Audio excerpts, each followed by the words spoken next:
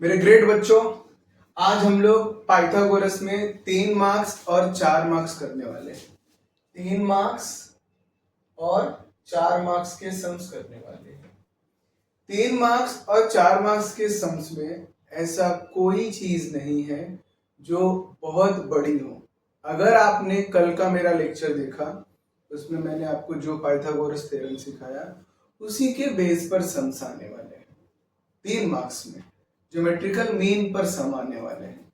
लेकिन अगर आप चाहते हैं हार्ड सम करना जो 4 मार्क्स में आता है, तो आपको थोड़ा ध्यान देना पड़ेगा। अब हम लोग पहले एक छोटा सा सम मैं आपको दिखाता हूं बोर्ड पर। कल के वीडियो के रिवीजन के लिए ये सम बता रहा हूं। जो कल आपने मेरे से ज्योमेट्रिकल मीन सीखा, कल आपने पाइथागोरस सीखा, तो आपको याद है कि नहीं, इस बात को चेक करने के लिए मैं एक सम लिख रहा हूं और आप मेरे साथ करके देखो क्या आपको कल की चीजें याद है कि नहीं। क्योंकि कितना पढ़ा वो इंपॉर्टेंट नहीं है, कितना यहां गया ये ज्यादा इंपॉर्टेंट है। मेरे ग्रेट बच्चों, अगर आप इस सम को देखेंगे तो ये अगस्त 22 में पूछा था 3 मार्क्स के लिए। अब आप कहेंगे कि सर आप हर एक सम के पहले आप बताते हैं कि सम को कैसे करना है, उसका फॉर्मूला मैं लिखता हूं यहाँ पर। इसमें मैं इसलिए नहीं लिख रहा हूं क्योंकि लास्ट वीडियो में मैंने ये बताया था कि कैसे सॉल्व करते हैं। ये 3 मार्क्स में आ गया, इसका मतलब ये नहीं होता कि 1-2 मार्क्स का कॉन्सेप्ट यूज नहीं होता। ये आपकी सबसे बड़ी थोड़ा सा मिस कम्युनिकेट कहूंगा कि जिससे आप इस बात को समझो कि भाई जो 1-2 मार्क्स मैंने आपको सिखाया है वो डायमंड है, उसका यूज करोगे तो यहां पे शाइन करोगे। बताता हूं कैसे, सुनो। अब यहां पे लिखा है कि P Q P R is 90, मतलब ये पी को 90 दिया है। अब होता क्या है, जस्ट बिकॉज ये डायग्राम उन्होंने ऐसा उल्टा दे दिया है तो आपका दिमाग जो है ना, इस डायग्राम को रीड नहीं कर पा रहा है। सर दिख तो रहा है, रीड तो कर रहे हैं, नहीं कर पा रहा है। इस डायग्राम को ऐसा समझो, देखो मेरा हाथ ऐसा है, मेरा हाथ को ध्यान से देखो। हाँ सर आपका हाथ यहां है। अच्छा, हाथ के यहां पर पी है। हाँ सर हाथ के वहां पे पी है। अगर मैं अपना हाथ ऐसा ऐसा ऐसा चेंज करूं, अब ये हाथ ऐसा बन गया। अच्छा यहां पर पी था, अरे हाँ यहां पे पी था ना, देखो, अरे देखो ऐसे यहां पर पी था, मार्क कर देता हाथ पे, देखो यहां पे पी था। अगर मैं इस हाथ को ऐसा कर दिया तो यहां पर पी हो गया, यहां पर पी हो गया। अब क्या कर सकते हैं आप, चाहिए तो इस डायग्राम को यहां बना देता हूं। ये यहां पर पी हो गया, ये ऐसा बना देता हूं, ये पी हो गया, ध्यान से देखो। अच्छा क्यू यहां था, देख रहे हो, यहां क्यू था, तो जब मैं इसको ऐसा किया तो यहां पर क्यू हो गया। जब मैंने अपना हाथ ये आर यहां था ऐसा किया तो आर यहां पर हो। क्या सबको समझा मैंने इस डायग्राम को ऐसा बनाया? पी से लाइन सामने गई है, पी से लाइन सामने गई है। सर ये तो कल ज्योमेट्रिकल मीन वाला है, यही कहना चाहता था। 3 मार्क्स में क्या होता है, इमेजिनेशन का 1 मार्क्स रहता है। डायग्राम बना दिया, आपको 1 मार्क्स मिलेगा नहीं। अब आपको इमेजिनेशन करना इजी हो गया कि ये जो चीज है ये तो बाय ज्योमेट्रिकल मीन हो सकता है। सर कल ही आपने सिखाया था, हाँ, इसलिए यहां पे लिखना पड़ेगा bye theorem of geometrical mean. सबको समझा? क्या सिखाया था कल, इसका क्या बताया था, स्क्वायर। अच्छा इसलिए पीएम स्क्वायर है, सही कहा। पीएम स्क्वायर किसके इक्वल हो जाएगा, आर एम। अरे वो तो लिखा हुआ है आर एम, तो कोई बात नहीं। एम क्यू, अच्छा एम क्यू नहीं लिखा है, एम क्यू। समझा एम क्यू कैसे आया? ओके। अब क्या आपको पीएम की वैल्यू दी हुई है? हाँ सर पीएम तो दिया है 10, तो यहां पे मैं लिखूंगा 10। 10 का क्या करना पड़ेगा, स्क्वायर। 10 का स्क्वायर कितना होता है, 100। ये 8 यहां पे था तो क्या होगा, नीचे आएगा ना। तो 10 का स्क्वायर 100 यहां पे आ गया, और 8 जो इसके साथ मल्टीप्लिकेशन में था वो कहां आ गया, डिवीजन में आ गया। Very good. इसको डिवाइड करना है तो करो, 100 अंदर रखो, 8 बाहर रखो, 8 1 जा 8, बचा 2, 0, 8 2 जा 16, बचा 4, यहाँ पे 0, यहाँ पे 0.8, 5 जा 40, ये कैंसल आउट 4, ये हो गया 12.5। एमआर कितना आया, 12.5। उसको कहां रखोगे, यहां पे। क्यों, क्योंकि एमआर है, तो क्या लिखोगे 12.5।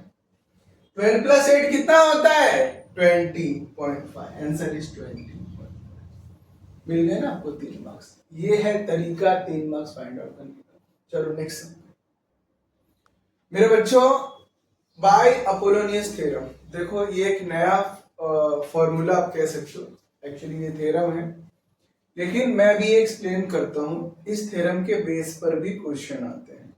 ये लास्ट कॉन्सेप्ट है आपके पाइथागोरस का। सही कहा आपने, सुना, सॉरी, लास्ट कॉन्सेप्ट। जितना कॉन्सेप्ट बताया ना, बस यही कॉन्सेप्ट के 2-3 सम कर लो, आपको आपके पूरे मार्क्स 6-7 मार्क्स मिल जाए। देखो सबसे पहले इसे समझो। Step 1, number 1, number 2। तो क्या बोला मैंने, पी क्यू का स्क्वायर प्लस पी आर का स्क्वायर। अब क्या होगा, पी क्यू का स्क्वायर प्लस पी आर का स्क्वायर किसके इक्वल है, 2 पी एम का square plus Q 2 Q M का स्क्वायर। समझ में आया। सबसे पहला ये, इन दोनों का ऐड, और फिर तीसरा ये, चौथा ये, इन दोनों का ऐड प्लस 2, इन दोनों का add plus 2।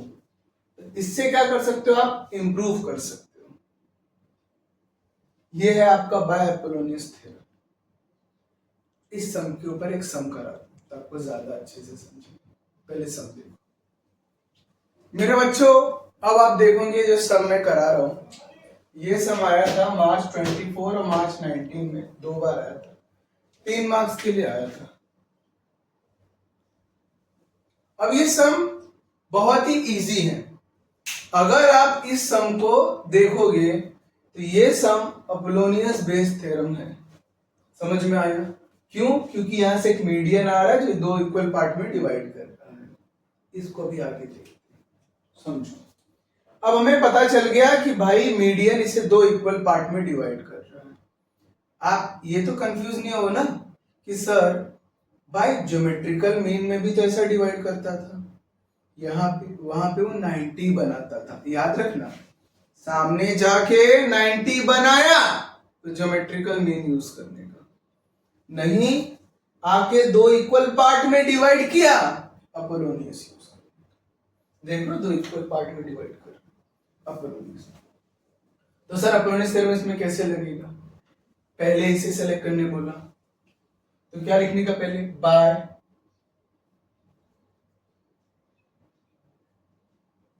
Bye Apollonius theorem.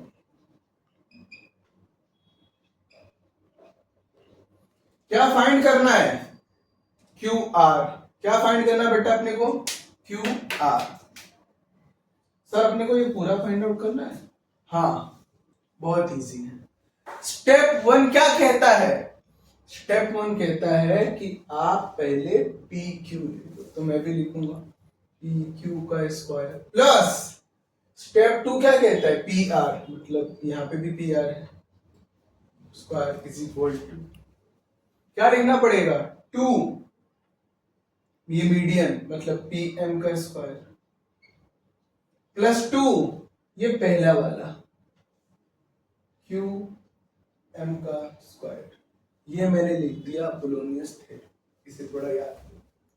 अब आपको वैल्यू डालनी है, लेकिन जब आप वैल्यू ऐड करने जाएंगे मेरा सन, तो उसमें होता क्या है, आपको पी क्यू और पी आर का इंडिविजुअल वैल्यू देने की जगह उन्होंने इसकी कंबाइंड वैल्यू दी है। हाँ सर दी है। अरे दी है तो मैं क्यों मरने जाऊं, मैं भी तो डायरेक्ट वैल्यू लिख सकता हूं। पी क्यू और पी आर, पी क्यू का स्क्वायर प्लस पी आर का स्क्वायर का जो वैल्यू है वो उन्होंने डायरेक्ट दिया है 290। तो मैंने क्या किया, मैंने भी वैल्यू डायरेक्ट लिख दिया 290 कि भाई हाँ 290 लिख दिया सर, राइट है। आगे 2 पीएम, पीएम की वैल्यू भाई साहब लोगों ने दी है, कितना दी है 9, कितनी दी है 9 और square. Most of the student क्या करते हैं, वो ये 2 को भी स्क्वायर कर देते हैं। आप इस बात को ध्यान रखना, 2 बाहर है स्क्वायर के। पीएम की वैल्यू 9 है तो मैंने 9 को स्क्वायर लिखा, समझा आपने। 2 क्यूएम, सर क्यूएम की वैल्यू आप बताओ, नहीं दिया है तो कैसे बताऊं, तो एज इट इज लिख दो, लिख दिया, very good. 290 is equal to 2 into, 2 को स्क्वायर कभी मत करना, 2 इंटू 9 का स्क्वायर कितना होता है 81, 9 9 जा 81 प्लस 2 क्यूएम स्क्वायर, समझा, वेरी गुड। 290, 81 2 जा कितना होता है, 2 1 जा 2, 8 2 जा 16, 162, 2 क्यूएम का स्क्वायर। अब क्या होगा, ये जो 162 इक्वल के इस साइड है, ये इस साइड आना चाहेगा, और जब वो इस साइड आना चाहेगा तो क्या होगा, माइनस होगा 2 क्यूएम का स्क्वायर। आपको समझा ये माइनस कहां से आ रहा है, इक्वल के इस साइड आ गया। अब 290 में से 162 को जब माइनस करोगे तो क्या हो गया, 10 10 में से 2 गया 8, ये कितना हो गया अभी 8, 8 में से 6 गया 2, ये कितना 2 में से 1 गया 1, 128 is equal to 2 QM plus, समझा, माइनस करके। आगे ये जो 2 है वो क्या है, इक्वल के इस साइड है, सर यहां के माइनस होगा, नहीं भाई साहब, यही गलती सब बच्चे करते हैं, यही गलती करते हैं कि सर आपने यहां माइनस किया तो मैं भी माइनस करूंगा, नहीं, ये यहां मल्टीप्लिकेशन में है तो आपको इसे क्या करना पड़ेगा, डिवीजन में लाना पड़ेगा। ये छोटी छोटी मिस्टेक है, इसे ध्यान रखो। 128 divide by 2 is equal to QM का स्क्वायर, समझा मैंने, झगड़ा मत करो मुझसे। 162 को यहां लाके आपने माइनस किया, 2 को यहां लाके डिवीजन में किया, भाई ये इसके साथ प्लस में था, इसके लिए वहां पे जाके माइनस हुआ, ये इसके साथ मल्टीप्लिकेशन में था, इसके लिए डिवीजन हुआ, ये लॉ याद रखो। सर आप एक छोटी सी बात पे इतना बोल रहे, इसलिए बेटा ये हर बार की मिस्टेक है आपकी, इसे ध्यान रखना। 2 से कट करो, 2 1 जा 2 6 जा 12 और 2 4 जा 8, तो 64 हो गया, तो 64 इज इक्वल टू क्यूएम का स्क्वायर, समझा, ओके। तो जब आप QM निकालने जाओगे, तो QM is equal to under root 64, और 64 का तो स्क्वायर रूट सबको पता है, हाँ सर वो तो इजी है, 8, क्या है 8, वेरी गुड। सर हमें फाइंड आउट तो QR करना था और आपने QM निकाला, सही कहा। जो QR होता है बेटा, जो QR होता है उसको इन्होंने 2 इक्वल पार्ट में डिवाइड किया है, इसका मतलब है 2 टाइम QM, 2 टाइम QM किसके बराबर है? QR के बराबर है। तो हमारा QM आया कितना है? 8। कितना हो गया? 16। तो QR की वैल्यू कितनी आ गई? 16। समझ में आया QR 16 कैसे आया? ये क्वेश्चन आपको 3 मार्क्स में आता है। नेक्स्ट सम देखते हैं।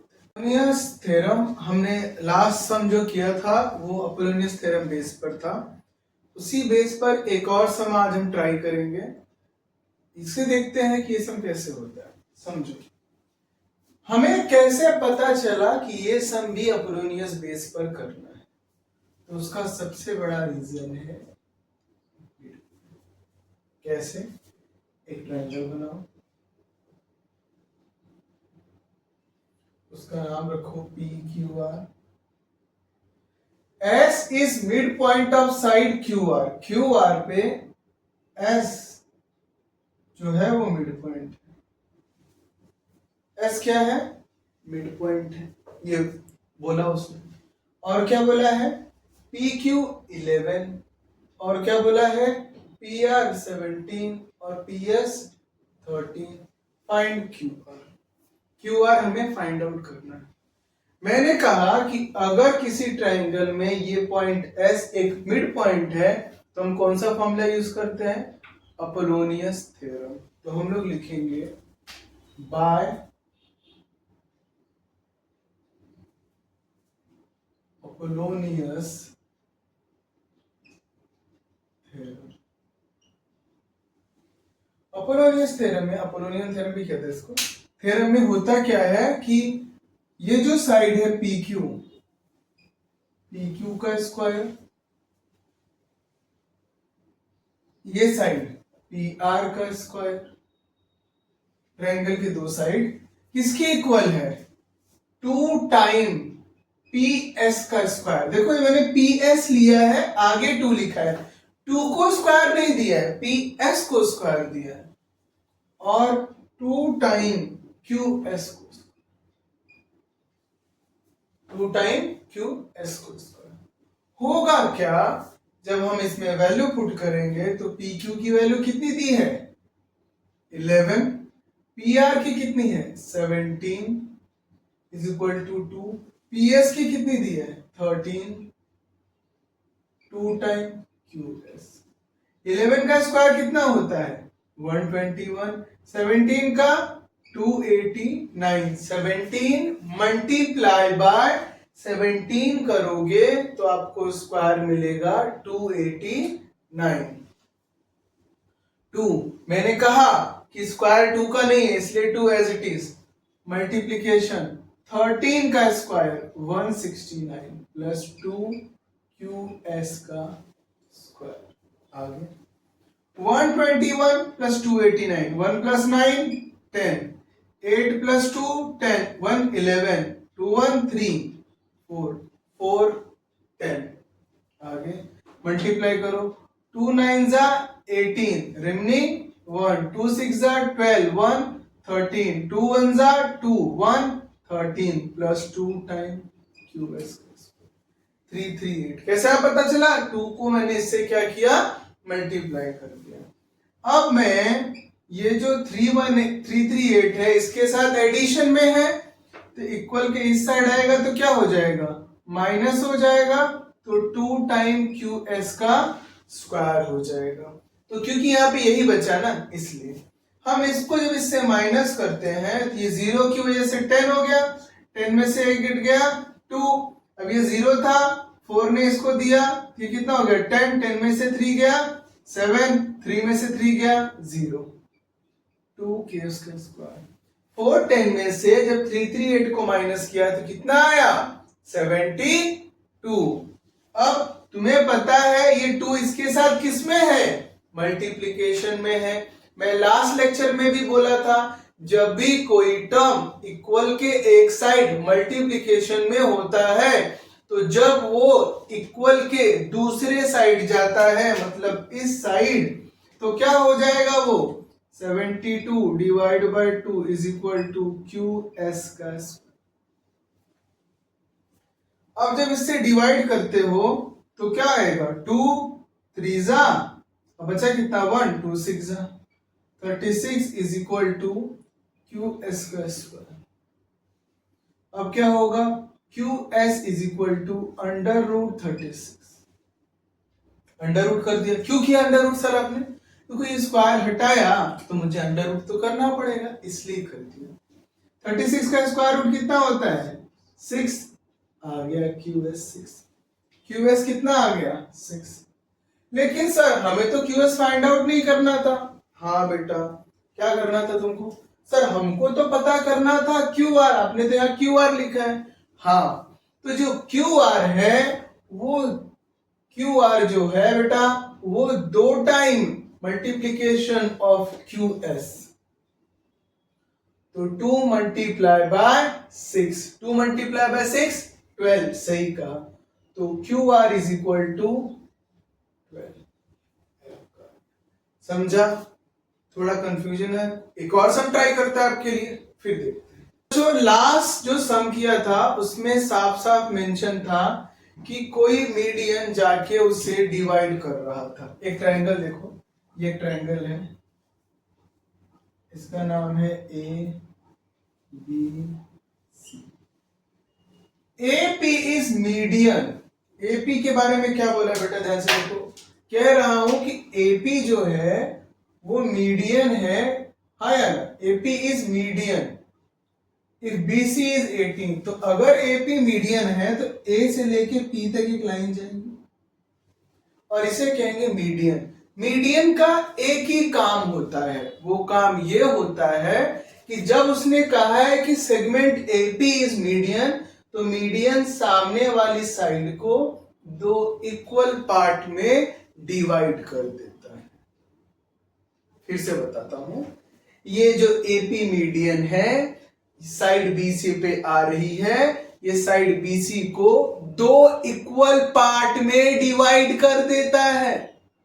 हाँ, अब सर बीसी आपको दिया है, अगर आपका बीसी इक्वल पार्ट में डिवाइड हो गया है तो अगर आपको बीपी पता करना है तो बीपी क्या हो जाएगा, हाफ हो जाएगा बीसी का। समझा क्या कि नहीं समझा, बीसी क्यों हाफ हुआ, मैं कह रहा हूं कि एपी जो मीडियन आ रहा है वो पूरे साइड को 2 इक्वल पार्ट में डिवाइड कर रहा है। तो जो ये आधा पार्ट है, आधा, हाफ, हाफ हाफ लिखा इसलिए हाफ ऑफ बीसी। समझा, वेरी गुड। अब क्या होगा कि हाफ इंटू बीसी, बीसी कितना दिया हुआ है 18, तो लिखोगे 18, 2 इंटू 9 तो कितना हो गया 9, BP is equal to 9, BP is equal to 9। तो सर आपने अभी 9 पता किया। हाँ, अभी आपको एक बात ऑब्जर्व करना पड़ेगा, मैंने अभी से पहले कभी भी ये नहीं किया था अपोलोनियस लगाने से पहले। इस बार इसलिए करना पड़ा क्योंकि भाई साहब अपोलोनियस के लिए हमें ये तो पता होना चाहिए ना, क्योंकि हमें पता क्या करना है एपी। तो हमारे फॉर्मूला क्या है अपोलोनियस का, अगर मैं आपसे पूछूं तो आप बोलोगे by Apollonius theorem, by Apollonius theorem. आप क्या करोगे, आप बोलोगे कि सर फॉर्मूला होता है ए बी का स्क्वायर, मतलब ये साइड का स्क्वायर प्लस ए साइड का स्क्वायर प्लस ए सी का square is equal to 2 time median AP का स्क्वायर प्लस 2 टाइम बीपी का स्क्वायर। ये फॉर्मूला होता है 2 टाइम। हाँ, इस फॉर्मूले में ये प्रॉब्लम है कि अगर हमें A B square plus A C square, तो डायरेक्ट 260 दिया है, मैंने पुट कर दिया। अब लेकिन हमें जो एपी पता करना है वो तो हमें नहीं दिया है, तो मैंने उसे एज इट इज लिख दिया।